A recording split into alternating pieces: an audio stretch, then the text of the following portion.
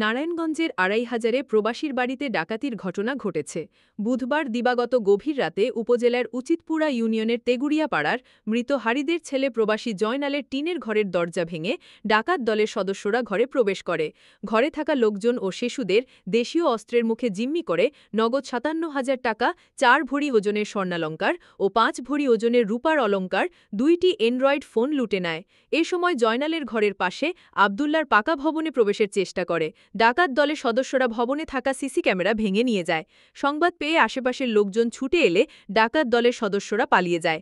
কয়েক মাস পূর্বে একই বাড়িতে ডাকাতির ঘটনা ঘটায় আতঙ্ক বিরাজ করছে।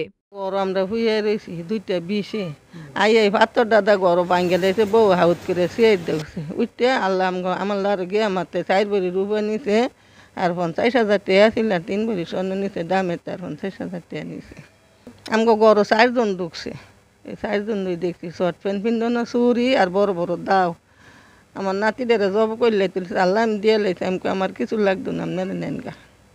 রাত তখন আনুমানিক 2:30টার দিকে হঠাৎ সব দরজা ভাঙার শব্দ শুনে আমরা চিৎকার মেরে উঠছিলাম। পরে 4 জন দাটা নিয়ে ঘরের ভিতরে ঢুকছে।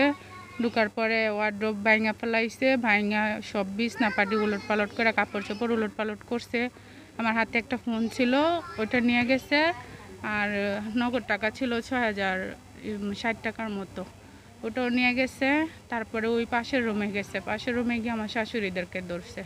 পরে ওরা যখন ওদের সব কিছু নেওয়া শেষ হয়েছে, পরে আবার আমার ঘর থেকে বের করে তারপরে ওই ঘরে ডাকতে চেষ্টা করছিল, কিন্তু ওই ঘরে এরা আগেই সজাগ ছিল, ওই ঘরে আর ঢুকতে পারে নাই। তো ঢুকছে 2টার সময় থেকে, আমাদের ঘরে ওই সময় বের হয়েছে যে যখন তখন এমনই 3:10 বা 3টা এরকমের। একটা মোবাইল নিছে, আর একজনা 2টা ল্যাপটপ নিছে, একটা মোবাইল নিছে, আর নগদ টাকা নিছে 7,000 টাকা, আর একজোড়া কানের দুল নিছে। ওদের হাতে ছিল বড় বড় রামদাও।